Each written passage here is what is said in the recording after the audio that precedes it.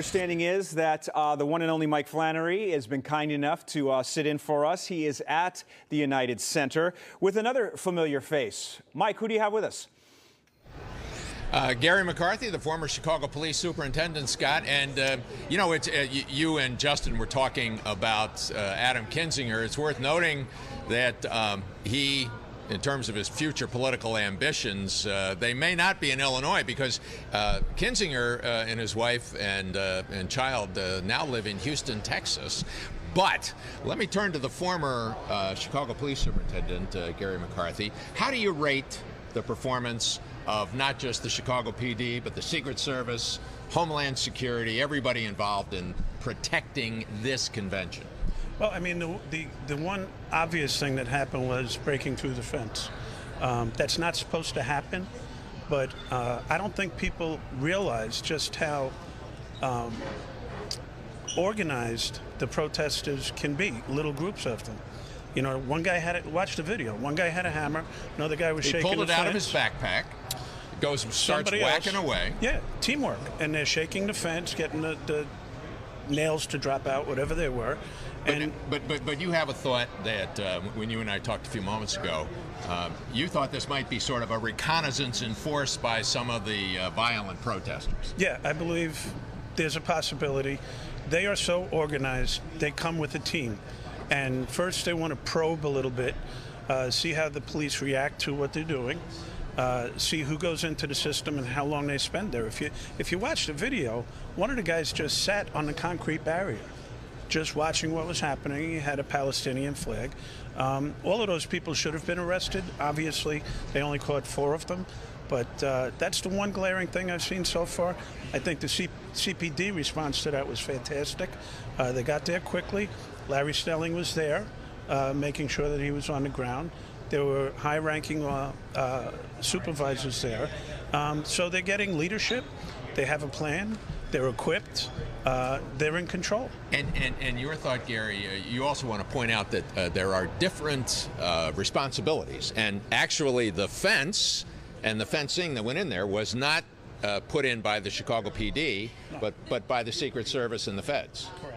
And so this morning, our reporters have shown they've strengthened that fencing. They've put in another row of fencing.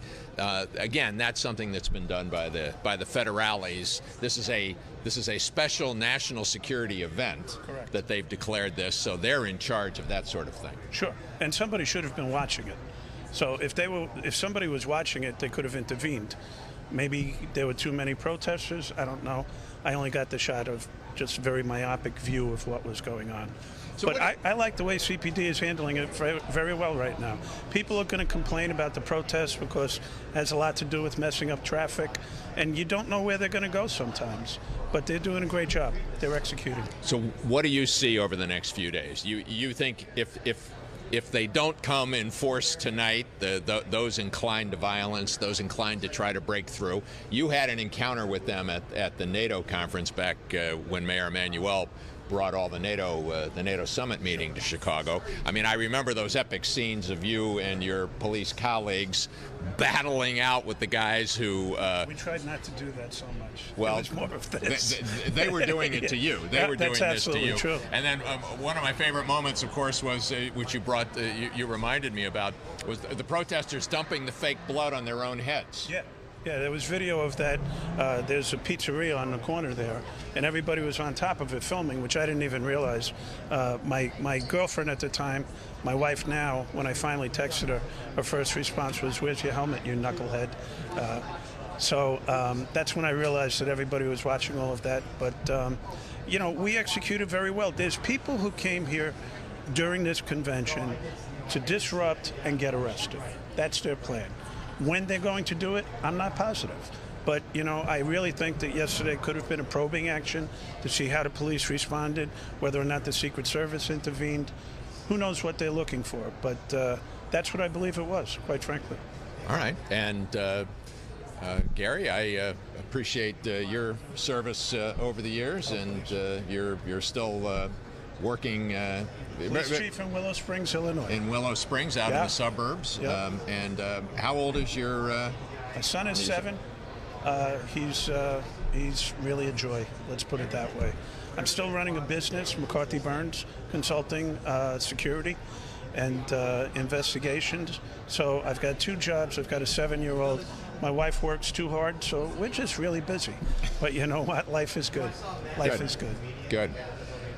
Is Scott Schneider still there in the studio? I'm standing by, Mike. If we had more time, I'd have you tell our folks at home how it was you cut the line yesterday to get ahead of everybody to get inside the DNC. But unfortunately, we don't have time for it. But